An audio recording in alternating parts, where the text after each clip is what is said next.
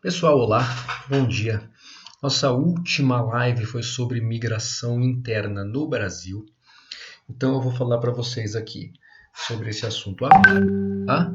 Lembrando que vai ficar lá no nosso canal do YouTube e que é uma gravação depois da live. A live não foi gravada na hora, está sendo gravada aqui num outro momento, tá bom? Qualquer dúvida, vocês podem entrar em contato comigo lá pelo chat ou pelo nosso grupo do WhatsApp. Beleza? Bom, seguindo aqui, deixa eu baixar meu telescópio aqui, vamos lá. Bom, pessoal, a gente falou de migração no geral, né?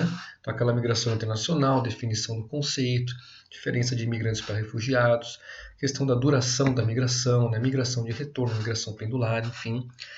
E demos um contexto, assim, um panorama geral para migrações internacionais, né? Então, quais são as principais áreas de atração, as principais áreas de repulsão, os motivos para isso acontecer da maneira que acontece hoje. Lembrando que tudo tem a ver com o contexto no qual está inserido, né? Nesse século, a migração é de um jeito, por causa do contexto político, econômico do século. O século passado foi de outro, século XIX, XVIII, XVII, XVI, enfim. Cada momento histórico vai trazer um contexto diferente que vai direcionar os fluxos de migração, vai ter uma influência bem grande sobre eles. E os fluxos internos de cada país, de cada região, não é diferente. Tá? Eu vou começar a falar aqui de migração do Brasil com esse slide, que na verdade remete a uma migração muito maior do que só a interna do Brasil, mas dá para a gente fazer a ponte com certeza. Começando aqui ó, com esse primeiro mapa. Esse primeiro mapa aqui, não é bem um mapa, né? A gente não tem aqui as coordenadas, né? Mas enfim, nossa ilustração representando o mapa mundi. A gente tem os países divididos em cores. Quanto mais para o verde escuro, menor a porcentagem de imigrantes em relação à população desse país. E quanto mais para o azul, quanto mais azul escuro, maior a proporção de imigrantes em relação à população desse país. Percebe-se por esse mapa que o nosso Brasil se encaixa aqui na primeira faixa, 0 a 2%. O Brasil, então, tem muito pouco migrante em comparação com a sua população total, ao contrário de outros países, como a gente pode observar aqui nessa nossa tabela, ao contrário de outros países, como, por exemplo, Emirados Árabes Unidos, onde quase 90% da população é migrante, é estrangeira. No Brasil, aproximadamente 0,5% é estrangeiro. Olha só a diferença. Né? Então a gente pode começar a pensar, bom, por que o Brasil atrai tão pouca migração externa? Né? A gente já falou disso nas outras aulas, né, de polos de atração, polos de expulsão de população. Então vocês já têm com certeza uma noção de por que o Brasil não atrai tantos migrantes quanto países europeus, ou países na América do Norte, ou um Japão, ou uma Austrália. Mas por que será que Emirados Árabes Unidos? Né? Por que será que Catar? Por que será que Kuwait? Que não são países conhecidos como grandes países com alto desenvolvimento social e econômico. Por que eles atraem tanta gente? Mesmo eles estando no Oriente Médio, que é uma região muito instável do nosso planeta, politicamente falando, sempre tem algum tipo de conflito. Né? Bom, pessoal, aqui a gente tem motivos diversos para a atração de imigrantes. A gente falou principalmente da coisa do IDH, do desenvolvimento social, da qualidade de vida. No caso dos países do Oriente Médio, a gente tem o petróleo. Então, o petróleo, que é uma grande, enorme, infinita, quase fonte de renda atualmente, né? É a fonte de energia mais usada no planeta aí já tem um século, se não for um pouquinho mais. Começou a ser muito usado na segunda revolução industrial e vem até hoje sendo a principal fonte de energética do planeta para muitas atividades. E os países do Oriente Médio estão entre os maiores produtores, né? A Arábia Saudita, que não está nesses três primeiros, mas a Arábia Saudita é outro grande produtor também no Oriente Médio, fora alguns países fora do Oriente Médio que também são grandes produtores. Tá? Então o petróleo atrai muita gente para esses locais, tanto para empregos mais formais, assim com preparações mais exigentes, tanto para esses tipos de emprego, quanto para os empregos que não exigem tanta preparação e até informais. Tá? Então, por exemplo, se vocês acompanham aí os noticiários, vocês podem procurar que a Copa do Mundo de 2022, que vai ser realizada lá no Oriente Médio, por enquanto, existiam várias denúncias de trabalhos muito mal remunerados, com condições péssimas, feitos por migrantes, principalmente indianos. Então são migrantes que vão para essas áreas atrás de trabalho, tá? Não trabalhos necessariamente bons, mas bom. Então esses países que têm recursos energéticos em abundância, eles acabam atraindo muita gente para morar lá. No caso dos países do Oriente Médio, tá? Mas e o que isso tem a ver com o Brasil, professor? Por que o Brasil, então, atrai tão pouco e países que têm petróleo... O Brasil também não tem petróleo? Tem, o Brasil também tem petróleo. Por que o Brasil atrai tão pouco, então, se a gente está inserido na América do Sul, na América Latina? Dentro do contexto América do Sul, América Latina, nós somos a maior economia, nós somos a potência regional, né? Por que não atraímos tanta gente assim? Pessoal, o Brasil tem as suas dificuldades, principalmente sociais, na nossa sociedade, nossa população, né? O Brasil atrai alguns migrantes da América do Sul, América Latina, sim. Não podemos esquecer que temos uma barreira cultural, né? Nós falamos português, os nossos vizinhos todos, quase todos, falam espanhol, tá? Claro, com suas devidas diferenças, mas eles falam espanhol, eles têm um costume muito mais próximo um do outro do que deles conosco, tá? Não é à toa que a Argentina tem mais migrantes do que o Brasil. Então, se alguém precisar escolher ir para outro país, se outro país falar a sua própria língua, já é uma boa. Então, o Brasil, por mais que tenha um contexto que parece ser favorável comparado com os seus vizinhos, algumas diferenças culturais acabam dificultando os migrantes para virem para cá, tá bom? Sem falar que nos últimos anos aí passamos também por uma dificuldade econômica, né? E os caras vão vir para cá e não vão ter aquelas oportunidades que eles acreditam que vão encontrar em países europeus ou países da América do Norte, tá bom? Então, o Brasil acaba refletindo isso na pouca quantidade de imigrantes externos. Mas o foco aqui não é a gente falar disso. O foco aqui é a gente falar das migrações internas no Brasil, tá bom? Então, eu vou passar para as migrações internas. Esse aqui é dado das migrações externas também, né? Então, como eu falei para vocês aqui, o nosso aproximadamente 0,5%, então com dados de 2018, então são os dados mais atuais aí divulgados ano passado, né? Que a gente tem sobre migração no Brasil, 700 mil estrangeiros, e aqui algumas tabelas sobre os anos anteriores, né?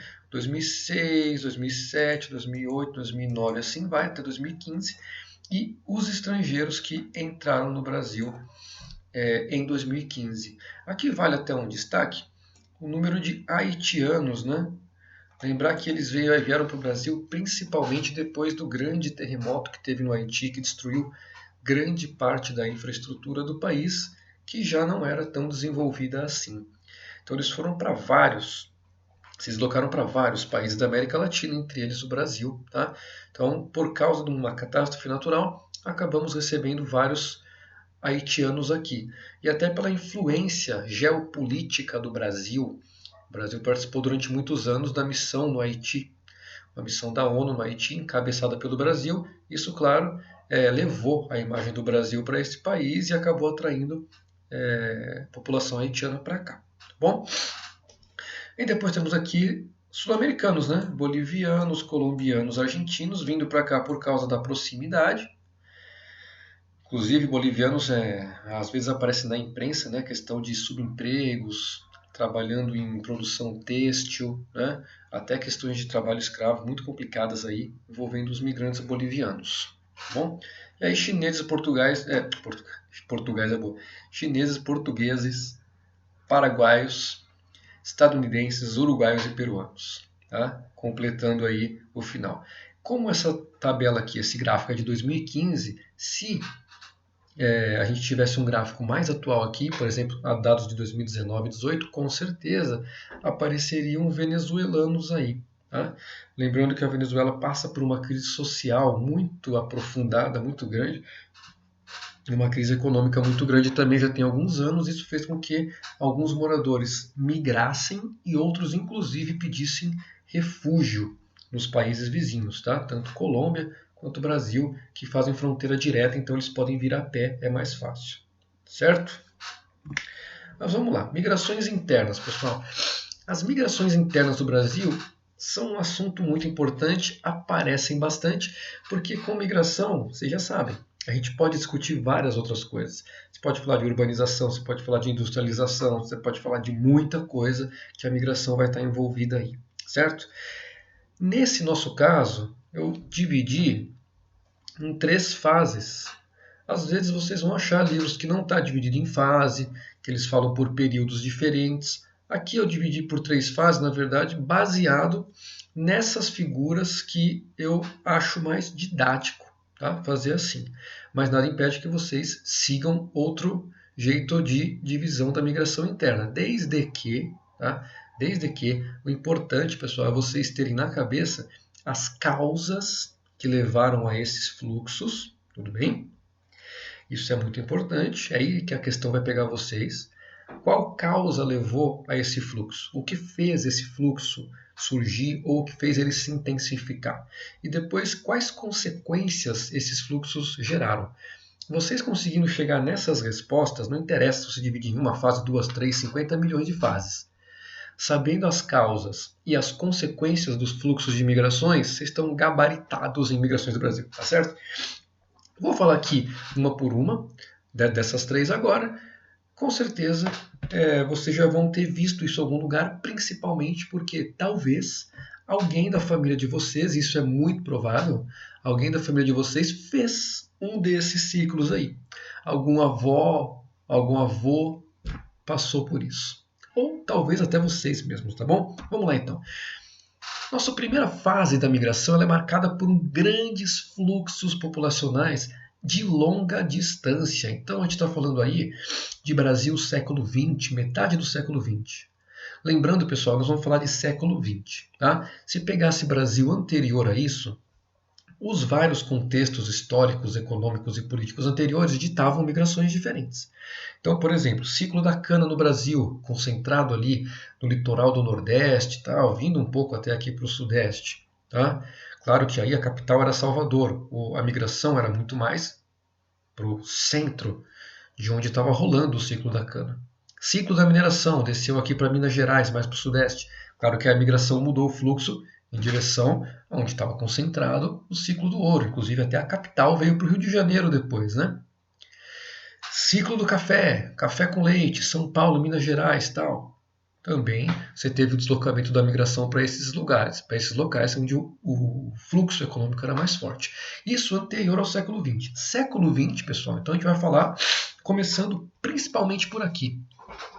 Grandes distâncias sendo percorridas pelos fluxos migratórios. Tá? E aqui no mapinha, então, a setinha vai mostrar a distância, e quanto mais grossa for a seta, mais intenso era esse fluxo, mais pessoas faziam esse caminho. Tá bom?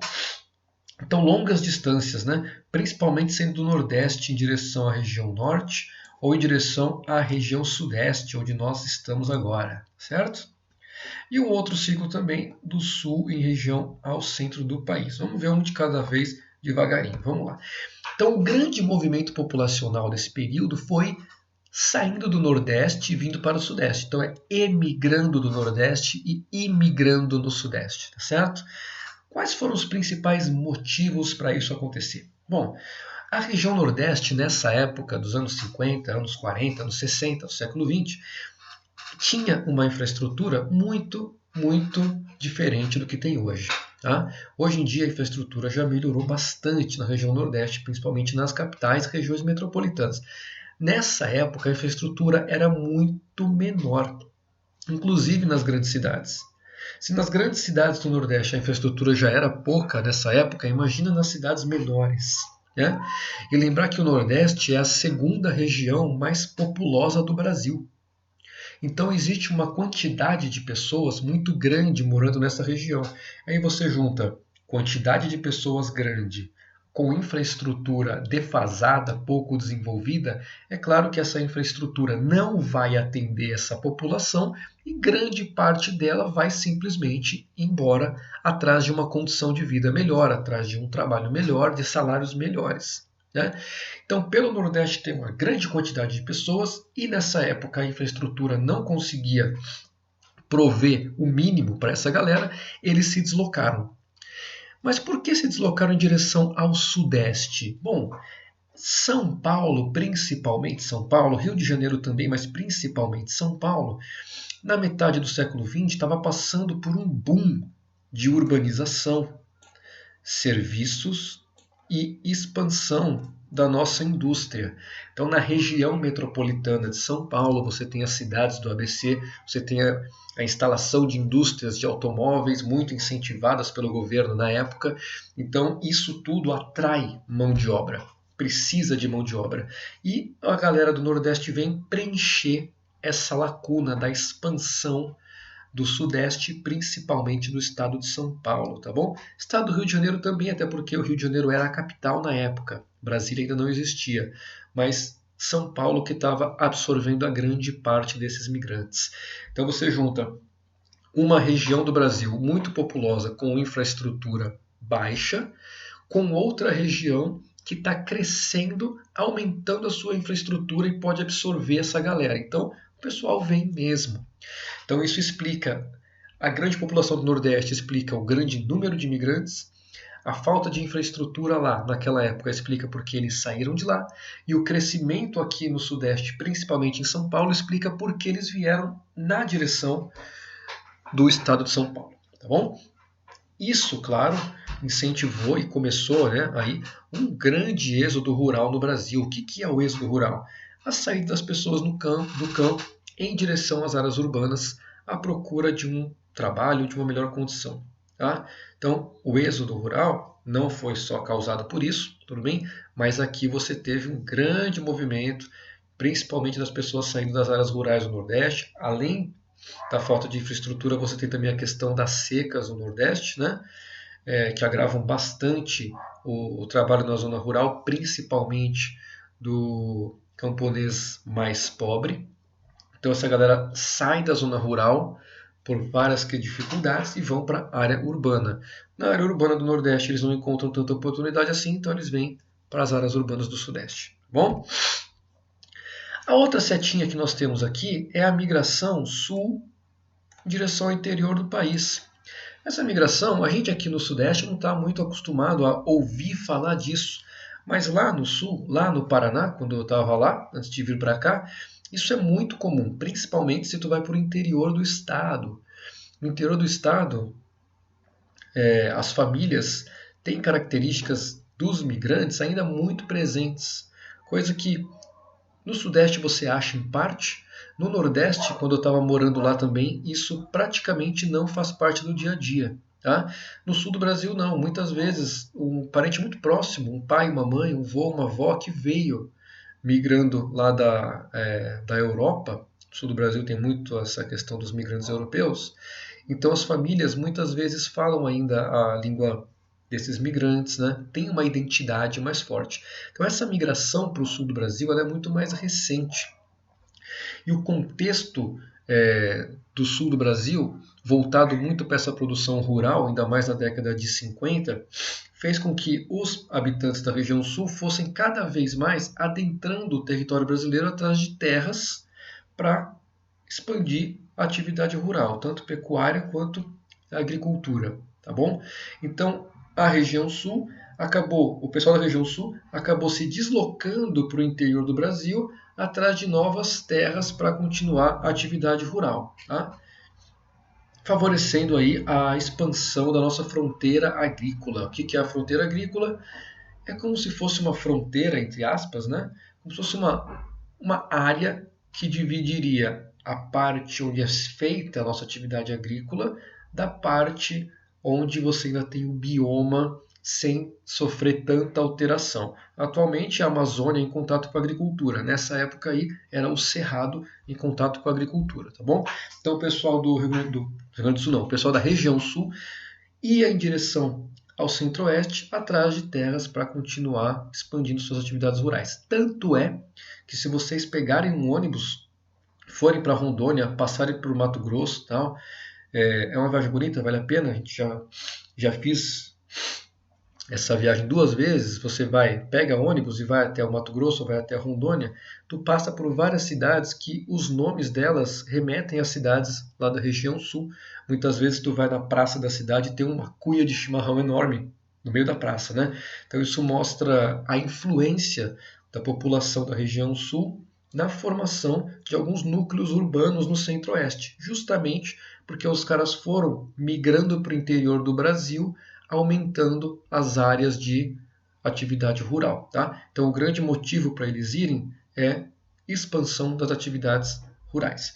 E a terceira setinha aí, menos expressiva, é a seta indo em direção à Amazônia. E aí, pessoal, cabe um asterisco aqui, porque esse período de 50 a 70 já pega o período da nossa ditadura militar no Brasil. O regime militar ele tinha uma preocupação legítima, tá?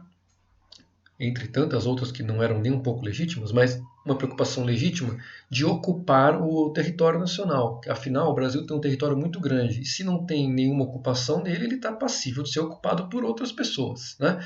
As fronteiras não são fixas. É muito legal, inclusive, a história da formação das fronteiras do Brasil é muito interessante. Se vocês um dia quiserem ler, fica aí a dica, né? Vão procurar na internet, vocês acham várias informações sobre isso, até o fim do século XIX, como que as fronteiras, início do século XX, como as fronteiras do Brasil foram sendo formadas. Então as fronteiras não são fixas. O governo na época tinha uma preocupação em povoar a região norte. Por que essa galera ia do Nordeste para a Amazônia? Fala, pô, professor, mas no Nordeste não tinha infraestrutura. E na Amazônia tinha infraestrutura para atrair essas pessoas? Não, também não tinha. Por que eles iam? Bom, o governo incentivava essa ocupação. Tá? Então você tinha aí motivações pela agricultura. Você não tinha povoamento na Amazônia praticamente, né? Você tinha, claro, as pessoas nativas já, os indígenas, sempre estiveram lá, né? Mas a quantidade de indígenas nem se compara com a quantidade das pessoas que tinham nas áreas urbanas. Então, você encontrava grandes vazios demográficos, terras que atraíam pessoas para o trabalho. Tanto para atividade de agricultura, quanto para garimpo, quanto para extrativismo. Então, por exemplo, trabalhar nos seringais, né? Para fazer a borracha. E algumas ações do Estado, então algumas obras feitas pelo próprio governo para atrair as pessoas para aquela região. Bem? Então, grandes construções públicas atraindo pessoas para trabalhar lá justamente para povoar a área. Então, era um interesse do governo povoar essa área. Tá? Então, tivemos aí 3 grandes fluxos: Nordeste e Sudeste, é o principal, Sul, Centro-Oeste e um fluxo direcionado à Amazônia. Quais são as consequências disso, pessoal? A principal consequência está aqui. Está aqui nessa chegada aqui, né? Nessa imigração. Tudo bem? É a partir desse momento que a gente tem os inchaços urbanos. Manda um asterisco novo aí. O que são esses inchaços urbanos? As cidades crescem demais num ritmo muito rápido. Tá? Então é uma cidade que ela cresce muito em pouco tempo. E aí você tem uma grande desorganização urbana. É a partir daí que começam a surgir os nossos bairros de periferia, né? Totalmente apinhados de gente sem planejamento nenhum, sem saneamento básico, muitas vezes sem água encanada, enfim. Então você trazer muitos migrantes de uma vez só em pouco tempo fez com que a desorganização, a falta de planejamento urbano fosse intensificada e gerasse os grandes bairros periféricos, as grandes favelas aí aumentassem e muitas foram criadas por causa desses movimentos, tá bom? Outra consequência é a nossa fronteira agrícola em direção à Amazônia. Ela começou a ser criada a partir daqui, tá bom? Maravilha. Vamos para a nossa segunda fase.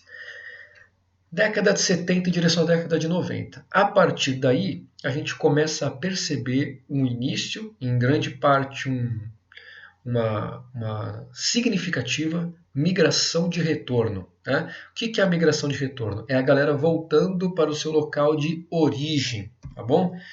Principalmente voltando para o Nordeste. Inclusive nessa fase, entre 70 e 90, alguns estados do Nordeste começam até a ter um saldo migratório positivo, ou seja, entra mais gente no estado do que sai. Sergipe é uma das é um exemplo disso. Nos anos 80, o Sergipe já mostrou um saldo migratório positivo. Tá? Então, a segunda fase, ela começa marcada primeiro pelo início das migrações de retorno. Pessoas que foram para outros lugares na primeira fase, na segunda fase começam a voltar. Vamos explicar por quê, tá bom? Outra coisa, marcado pela interiorização da população. Como assim? Olha só como as setinhas vão ocupar muito mais o interior do nosso território, tá certo? Então, isso daí é a interiorização da nossa população. Eu vou, inclusive, botar aqui na nossa anotação,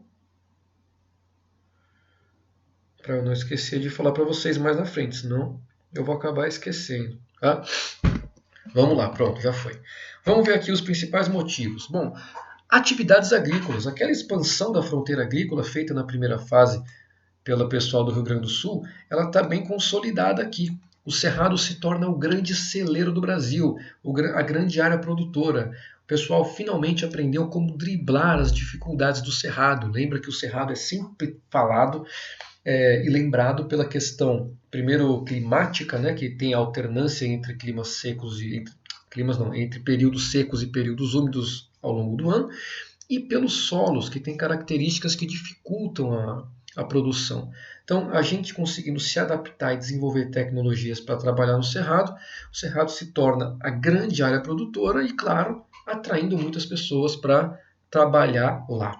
Grandes áreas vão sendo plantadas, vão sendo abertas para pasto e as pessoas vão arranjar atividade nessas localidades, tá bom? Junto com isso, algumas cidades vão surgindo também para o centro-oeste, facilitando ainda mais a atração da população. A principal dessas cidades é Brasília.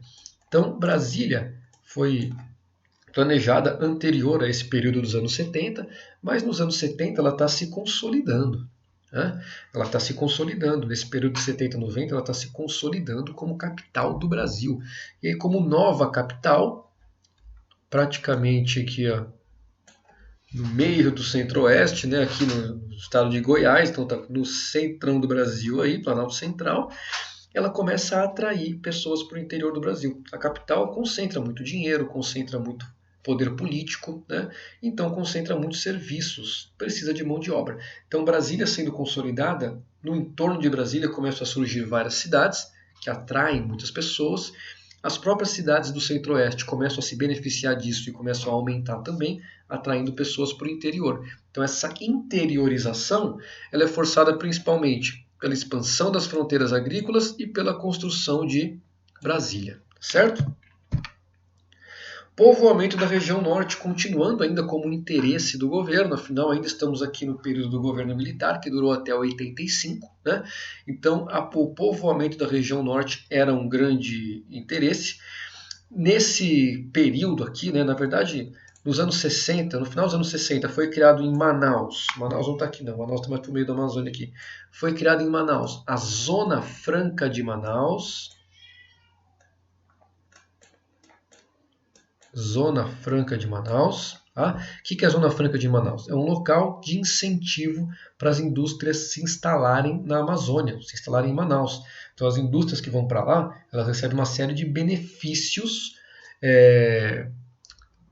Caramba, me fugiu a palavra. São benefícios em impostos, né? Agora me fugiu a palavra que remete a impostos. Mas elas recebem vários benefícios por estar em Manaus. Como Manaus fica longe dos centros principais do Brasil, as indústrias não iam para lá, não compensava você ir para lá, você produzir lá e depois trazer. Mas se o governo dá vários incentivos fiscais, né, ou seja, reduz bastante o imposto, te ajuda a fornecer o terreno, por exemplo, aí acaba compensando a indústria ir para lá e depois trazer os produtos para a região sudeste ou para a região nordeste. Então a Zona Franca foi um jeito de atrair mais pessoas ainda para a Amazônia, além de outras grandes obras públicas feitas naquela região, como por exemplo Transamazônica, né? Um negócio que nunca deu certo, mas é uma obra do governo federal, tentando forçar a integração da região norte com o resto do Brasil, forçar no sentido literal da palavra, né? Tentando forçar mesmo que a região se integrasse para ocupá-la, tá bom? Construção de grandes hidrelétricas, então assim vai, essas construções vão fazendo as pessoas irem para a região norte atrás de trabalho, incentivadas pelo governo. Tá bom? E aqui a gente tem uma observação que é a expansão agrícola para as áreas internacionais. Tem duas setinhas saindo aqui do Brasil.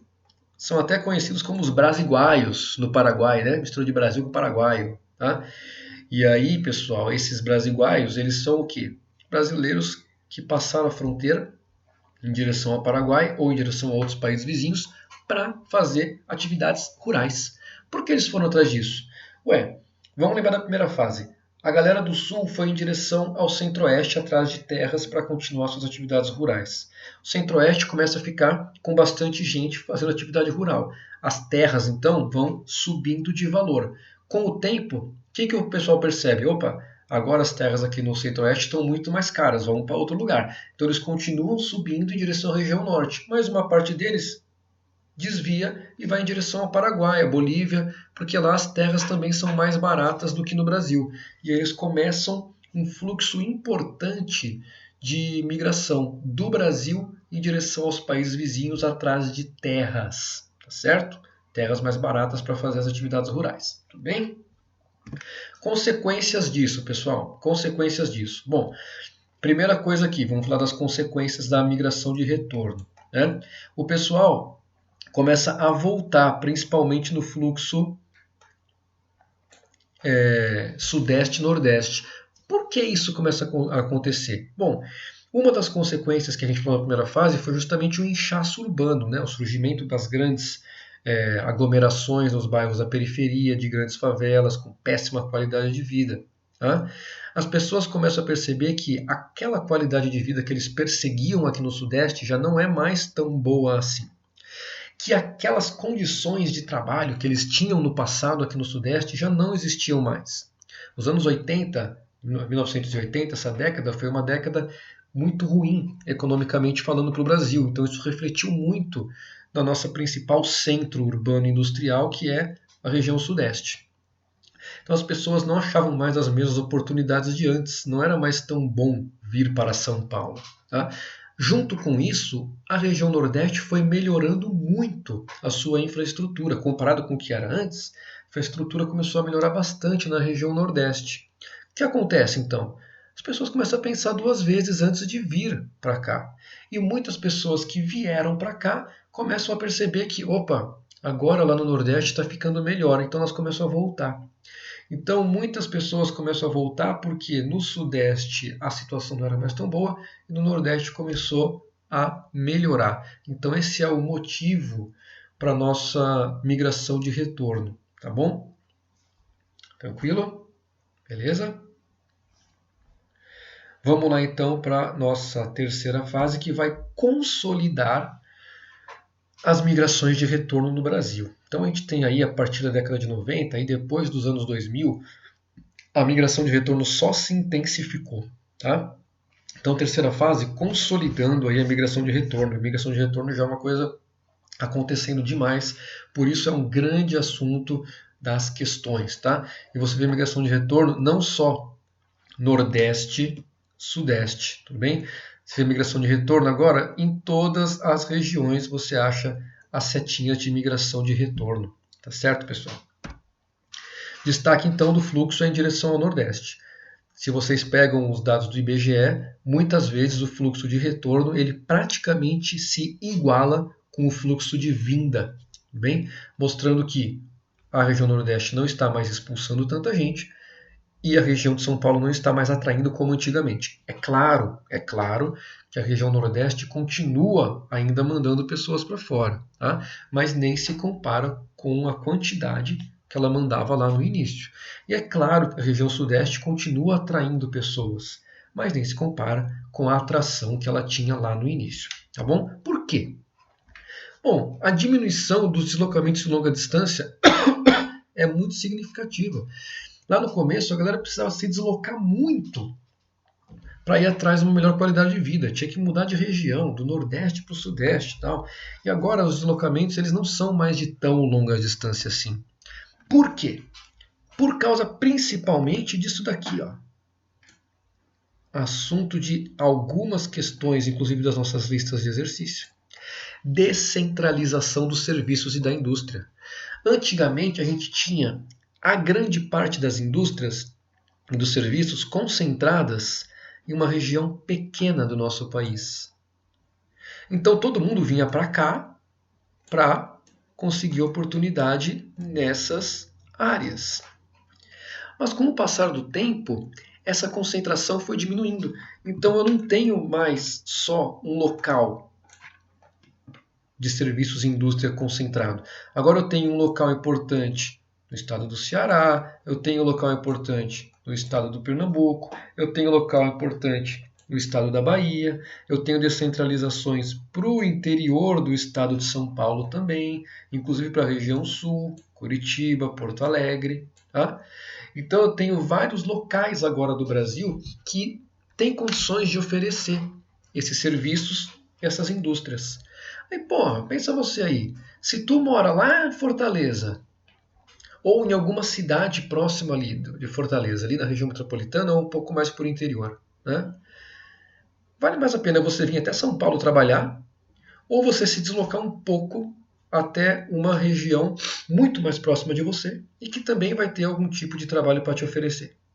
Então, muitas vezes as pessoas pensam, não, eu vou deslocar muito menos, eu vou ali, além de ser um movimento menor, eu vou gastar menos dinheiro. Eu já estou acostumado com a questão cultural, tanto da fala, das expressões, comida, enfim, tudo. Né? Então é muito mais fácil, economicamente, psicologicamente, para a pessoa se deslocar em distâncias menores.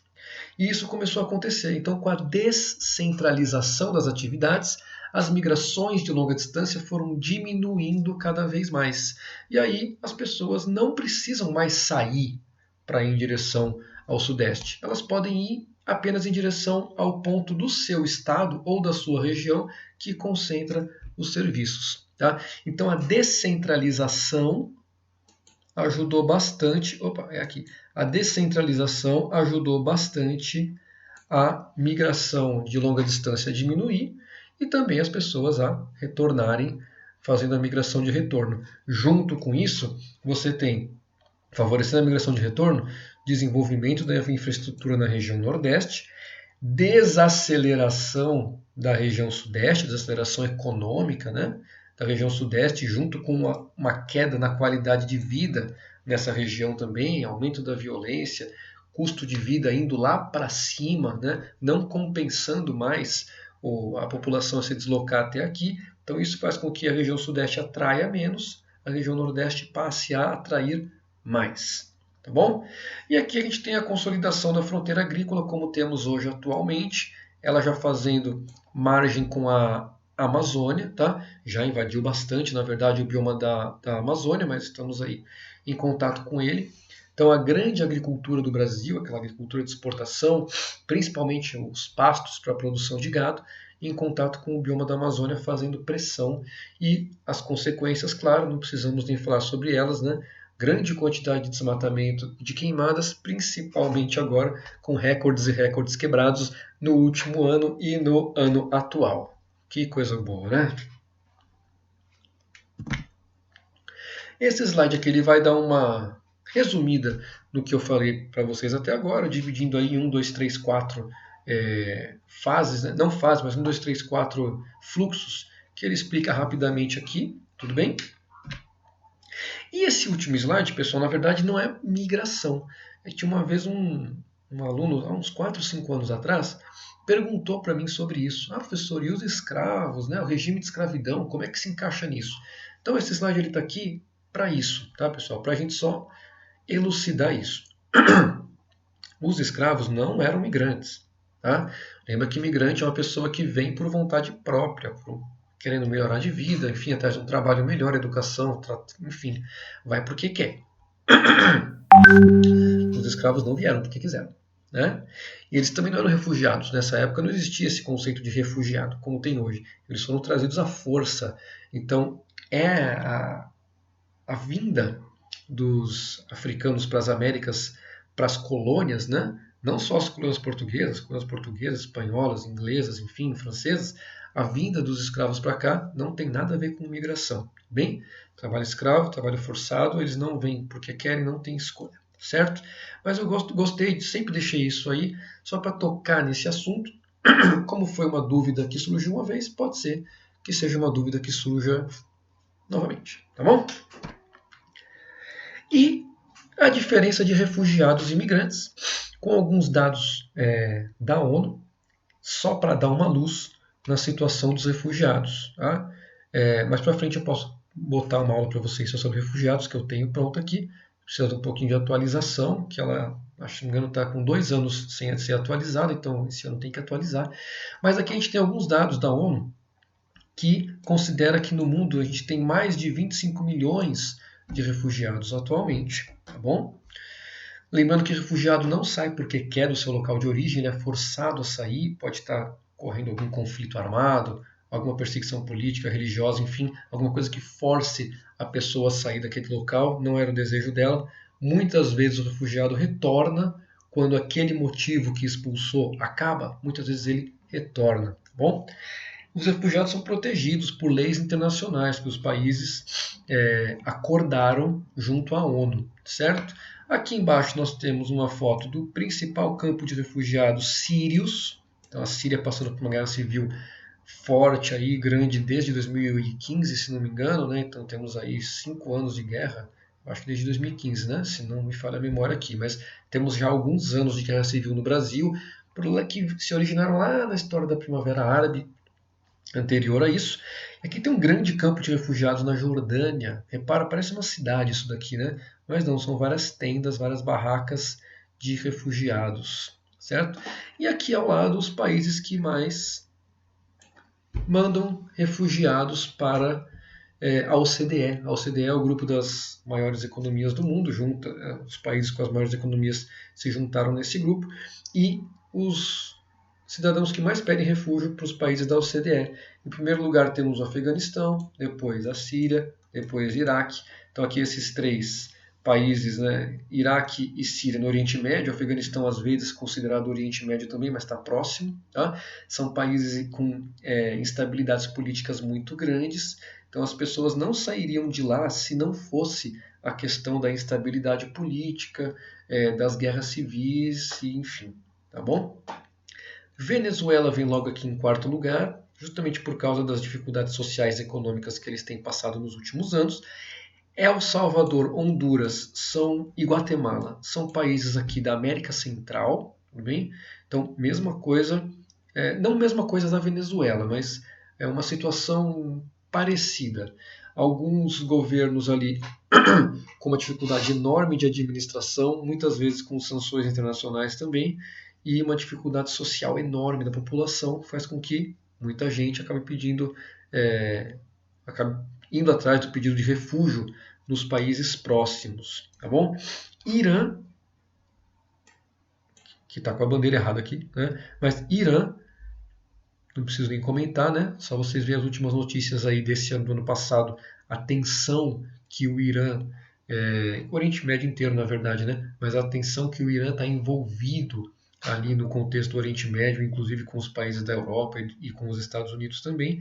É claro que isso força muita gente para fora. E o regime teocrático do Irã, então um regime muito centrado na religião e um regime muito centrado também, quero dizer assim, muito concentrado, sem você poder botar a sua opinião ou externar, fazer protestos e tal, isso faz com que muitas pessoas vão embora, até por perseguições políticas. Tá? E Paquistão, outro país próximo também ali, já mais próximo da Índia, né? Fronteira com a Índia, do lado do Afeganistão, mas mais a leste, tudo bem? Também que vai apresentar aí conflitos armados, às vezes internos, tá? De menor escala, mas ele está do lado do Afeganistão, tem uma tensão grande com a Índia também, já teve conflitos armados com a Índia. Paquistão e Índia tem uma tensão muito grande na fronteira, inclusive ali envolve até armas nucleares, tá? E isso faz com que outras coisas aliadas do próprio país, tá? Faz com que existam muitos pedidos de refúgio de paquistaneses. Tá bom, pessoal? Então, essa foi a nossa aulinha sobre migrações internas do Brasil.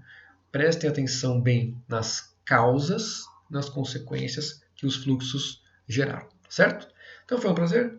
Nos vemos aí na nossa próxima vez e grande abraço.